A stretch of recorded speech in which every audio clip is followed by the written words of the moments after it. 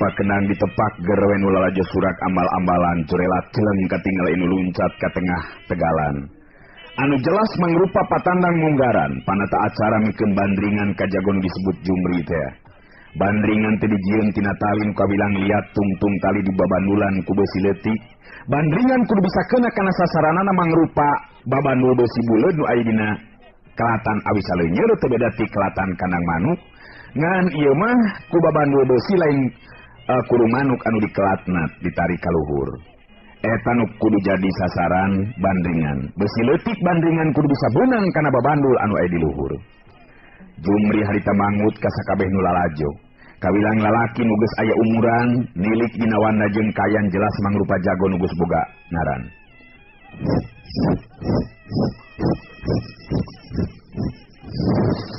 Bandringan geus diputerkeun ku Jumri bari panon ngawaskeun seukeut kana lebah sasaran.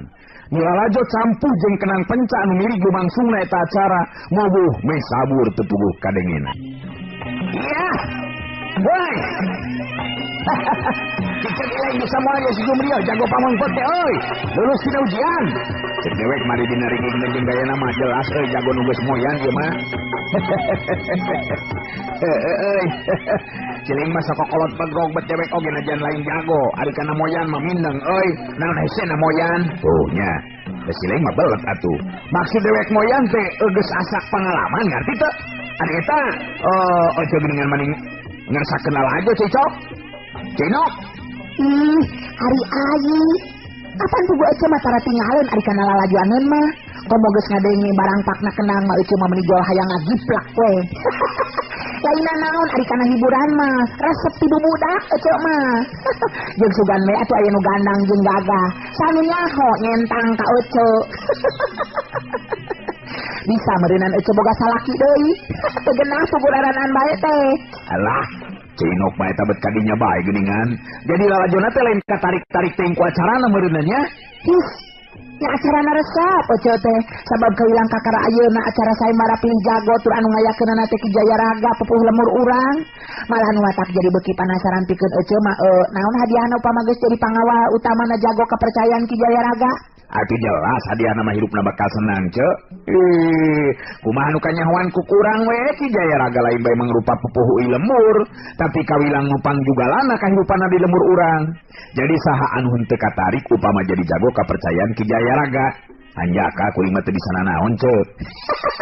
Iya bisa nangan ukur muncul macul meureunna nya. Padahal ngabandring mah oge bisa. Ngan anu geus moal katanagaan teh ngangkat tugu kalinga jeung naik kana pasir padas. Lumut teh eta mah geus jelas moal bisa bet leueur jeung dina lagragna teh meureunnan ka handap. Atunya heueuh ari ragrag mah ka handap, Ceu. Sok aya bae teh teh. Teu tinggal itu si Jumri mimiti ngalungkeun di bandringna euy.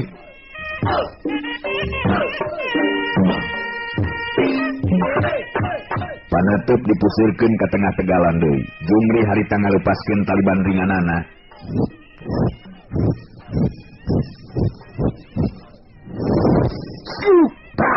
Teteh langan ukurkeun kana batok awina wungkul. Nu jadi sasaran mangrupa babandung anu ngagantung di luhur dina kelatan teh teu meudang ku bandringan Jumri. Nu lalajo recok deui jeung pada baturna sedengkeun panata acara nyebutkeun di ngaran-ngaran patandang nu sejena.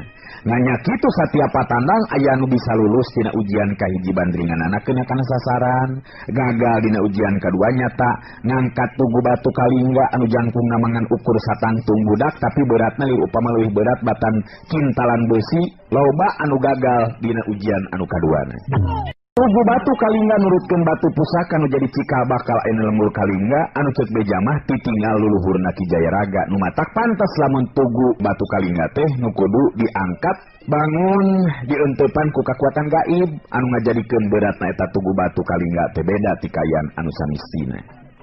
Di antara nu lalajo sakitu lobana katingali dua jirim anu milu ngabandungan kana eta kaayaan. Anu saurang mah jelas aki-aki, nu saurang mah budak rumaja lalaki. Lalajona kapaksa dipunggu ku eta aki-aki, sing horeng ki buyut ireng jeung si keling geuningan anu mimilu lalajo harita.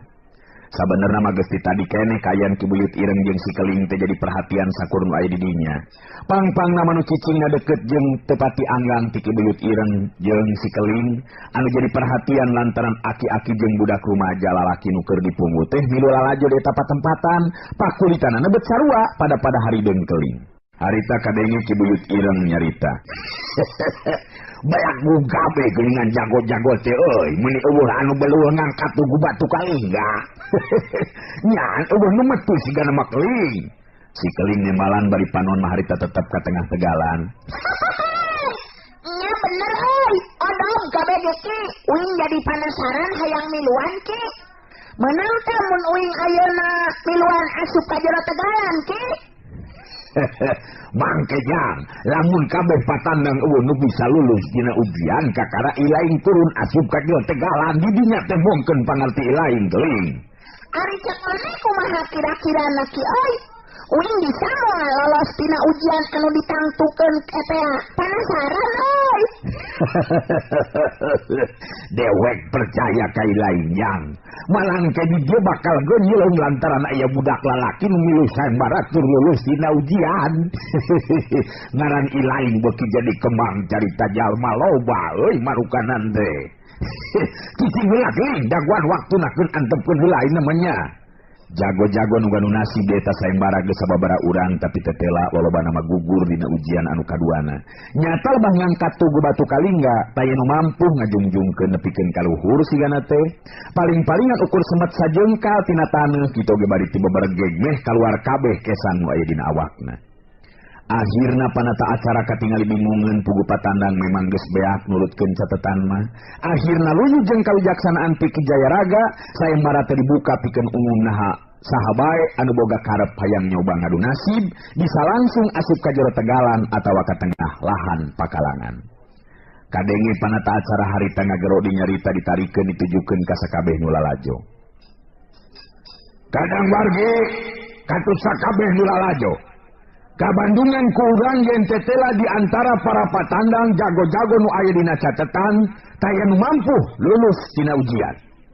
Kulantaran kitu, luyu jeung kawijaksanaan ti Ki Jayaraga, mangka ieu acara sayembara bakal dibuka secara bebas pikeun umum. Saha nu nyaho di antara nu lalajo aya nu alus nasibna bisa lulus dina ujian. Jadi saha bae anu rek milu kana ieu sayembara bisa langsung asup ka jero pakalangan. Panata acara muterkeun panutupna ka sabudereun tegalan. Nu lalajo pahibut direcok jeung pada baturna. Sok atuh si lain kaitu init ehod. Ngadu nasib kaitu geura ehod. Sugan me atuh meunang ehod. Maknya teu bisa main bandring jeung ngangkat batu euy. Buru atuh kaitu ehod. Ih ngasu nasib. Maknya teu bisa main bandring jeung ngangkat pugu euy. Ari si lain sok awas nu aneh. Jago nu ti mana ti mendidele eueuh nu metu kangaranan jago geus kauji ka bisa jeung tanagana komo dewek. Lamun balap karung dewek hayu. Duh, lamun seug aing mah bisa euy geus naek panggelana. Ya iya mah lamun lalaki mah da miluan da. Nya dipikir-pikir manaon esena atuh angkat tugu batunya. Teh lamun eueuh nu bisa ngajungjungkeun diangkat ka luhur, da ku taksiran mah moal sabaraha berat eta batu teh ujang. Ari si emak sok ngagampangkeun taun teh pugunya sorangan eta tugu batu kalingga teh ditinggal ka ruhun Ki Jayaraga. Hartina lain sambarangan tugu batu tangtungna oge meureun aya nu ngancikna nyaeta kakuatan gaib. Di antara nu recok ngalobrol teh kadenge Ki Buyut Ireng oge nyarita jeung si Keling. Tah ayeuna kakara asup ka jero pakalangan Keling. Ngan aing kudu apal euy upama dina ngangkat tugu batu kalingga mangrupa ujian muka dua. Memang ngangkat batu cibuhan heula eta tugu batu kalingga teh bari ngomong nu ngancik dina ieu batu nyengkir kitu. Uing ditahan Ki Buyut Ireng rek ngangkat ieu batu. Geus kitu, tah bayangkeun keuretan beungeut sarta tangtungan dewek dina jero pikiran ilaing. Mangka eta batu bakal kaangkat ku ilaing Keling. Nah, make kudu kikituan sagala rupa ki. Dengar ti uing mah make jeung kudu diciduhan heula. Jeung ngomong terus ngabayangkeun maneh ki. Geus ditalekan sekalian. Sok rupa-rupa maneh mah euy. Teu kaharti uing mah euy. Keling, si lain kudu ngarti jang. Ngarti. Weh, si sakti eta tugu batu teh aya anu nyicing kakuatan gaib euy. Ku cara kitu dewek dia bakal mentangkeun kakuatan batin pikeun musir kakuatan anu ngancik dina eta tugu batu kalingga. Ngerti? Bener eta teh ki, kada ye hese euy. Hanas ke uing nurutkeun kana caritaan maneh. Terus pek teh uing oge teu bisa deui. Era beureunan euy ki. Sing percaya ka dewek leuing. Dewek ti dieu mah cicingeun deuleu, sabab lebah dieu sabenerna mah ujian nu paling berat mah euy. Buku keahlian dina ngabandring jeung naik kana pasir cerdas lumut mah dina hal ilmu silat oge memang aya dasarna. Eta mah tangtu bakal loba jago nu bisaeun. Kunci Rusiana kakuatan ieu sayembara nyata dina ngangkat tugu batu kalingga. Ngerti jang? Ngerti cenah. Jadi uing ayeuna asup ka jero tegalan karena pakalangan euy, tapi tong ngabobodos sia nya ye ka uing ye. Mane tong ngipeng sia ka uing ke? Uing era teh lamun nepikeun ka gagal cara jago nu sejena, awas ya mun ngipeng. Bet moal geuling. Mane bakal lulus euy, asal nurutkeun we kana caritaan dewe. Di sisi lain teu percaya pek cobaan heula angkat ku sorangan tanpa nurutkeun kana amanat dewe. Kaangkat ku lain disembah ku dewe. Uing jadi penasaran euy. Mane cicing di dieu kinya uing ayeuna rek nyobaan milu kana ieu sayembara. Tapi urang jadi lila deui nangan bapa jeung indung uing deh ki. Heuteuna naon atuh geuling. Ieu mah rupa hiji jalan euy. Jadi ngarah maneh dikanyahokeun ku jalma loba, malah leuwihna teh eta jaminan kasenangan hirup bakal karandapan ku maneh. Sabab kangaranan jadi jago kaperjayaan kijaya raga tangtu moal bisa dina kahirupan. Sok mentong loba ngomong, gerak luncat ka itu. Mane tong molotot kitu euy, uing mah paling teu ngeunah lamun dipolototan, ditinggalkeun sia ku uing. Lain molototan atuh sakitu mah jang.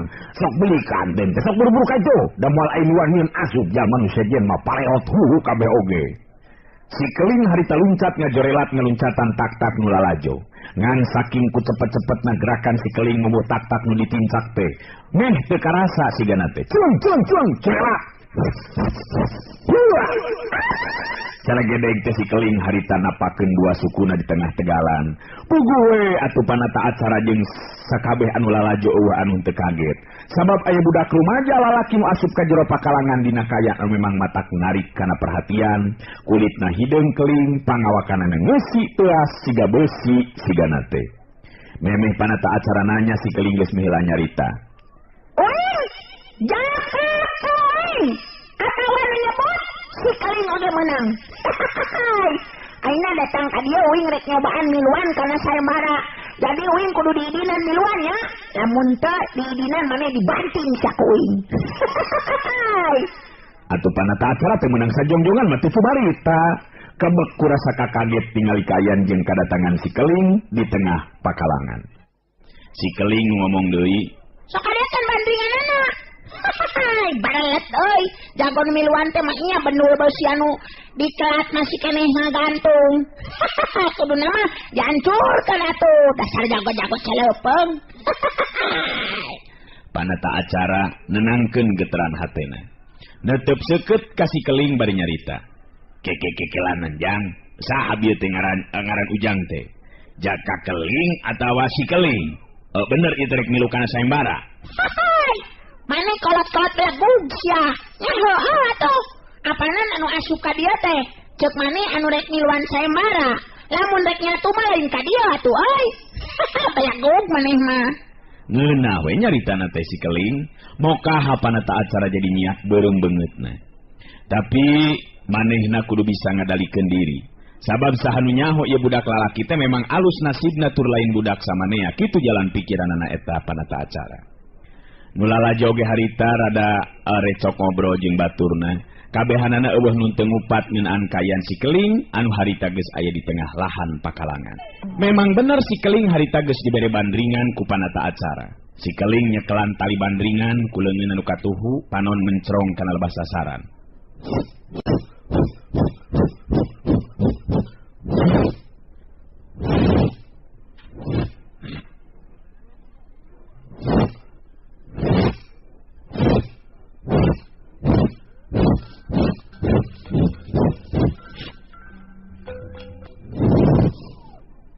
Ya,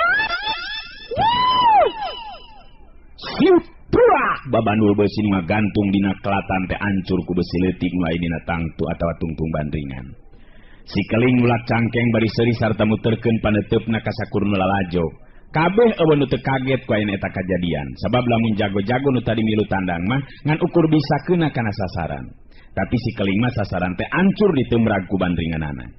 Panata acara oge molohok bengong mata simeuteun meh teu percaya upama budak lalaki nu milu jadi patandang anu ngaran si keling bisa ngalakukeun tindakan seperti kitu. Kunaon maneh kaya molohok kitu, euy? Teu percaya wing bisa ngalakukeun kitunya. Cetek euy nu kieu mah tuh hek. Ayeuna wing arek ngangkat tugu batu kalingga.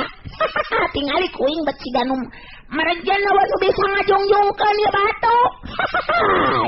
Si keling geus teu mirosea di panata acara sigana teh. Harita ngalengkahkeun sukuna ka hareupeun tugu batu kalingga teh. Eta tugu batu kalingga teh bet sapantar jangkungna jeung tungtung atawa tangtungan si keling. Nu lalajo mimiti recok deui jeung pada baturna. Nya ceuk dewek oge kumaha euy?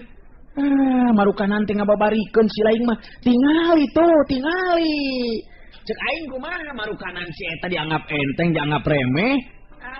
Sia. Sok tingali kumaneh. Tingali, sok tingali tuh. Aduh hebatnya an euy. Nya cek dewek oge mah nya bandringanna sakitu hebatna, sasaran nepi ka ancur kitu. Aduh nyan hebat euy budak teh tah. Memang bener hebat euy. Tapi lebah ngangkat tugu batu anu ayeuna rek bisa ngareupana coba tingalikeun. Tugu batu kalingga teh aduh can aya nu bisa ngangkat kabeh jago wae oge. Mejen sia ta budak teh. Sedengkeun harita si keling katingali harita musirkeun kakuatan tanaga lapisanana. Si keling boga jiwa tara percaya kitu bae kana caritan jalma, sanajan kibuyut ireng nyarita tapi dina hatena mah ngarasa cancaya. Malah lebih percaya kana kamampuhan jeung kakuatan dirina sorangan anu matak harita teu ngagugu kana amanat jeung pituduhna kibuyut ireng. Si keling geus mimiti nyobaan ngangkat tugu batu kalingga teh. Sapasang leungeunna ngagleter tanda si keling musirkeun kakuatan tanaga lapisan kana sapasang leungeunna. Tapi kacida kagetna si keling sabab tugu batu kalingga teh ngan ukur uget saeutik. Si keling naker di tanagana tugu batu kaangkat lalaunan. Tapi sanggeusna sajengkal tina taneuh karasa beratna we asa nambahan ngajadikeun si keling ngalepaskeun cekelanana kana tugu batu kalingga teh anu satangtung jeung manehna lantaran leungeunna karasa linu. Kadenge harita ku si keling sora kibuyut ireng nu ngahajangan ukur ku si keling wungkul kadengena. Kekuatan sora jarak jauh anu ngan ukur bisa dilakukeun ku jago anu geus tepi kana puncakna ilmu. Cek dewe kumaha keling sanajan maksakeun maneh nepikeun kamejen ilaing moal bisa euy moal bisa moal kaangkat eta tugu batu teh ilaing kudu percaya kana caritaan dewek keling mangka dewek dia bakal ngabantu ku kakuatan batin pikeun musir kakuatan gaib nu ngancik dina eta tugu batu kalingga.